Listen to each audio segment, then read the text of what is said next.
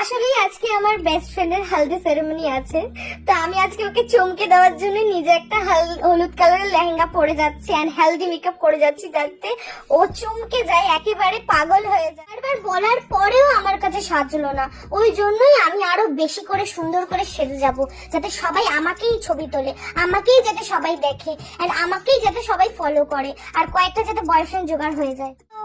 চক চক চক চক চক চক চক করছে, আমার মুখটা কি সুন্দর লাগছে। উফ, এমনি তো কেউ পাত্তা দেয় না, মেকআপ করেই পাত্তা দেয় ওই সবাই। জানি জানি কি মেকআপ আর্টিস্ট এনে সাজাচ্ছে, আমি তো জানি ভূতের মতো সাজিয়ে দেবে, ভূত পুরো সাজাবে, আর আমাকে দেখো একদম পুতুলের মতো লাগছে, সবাই আমাকে বলেছে বাড়িতে।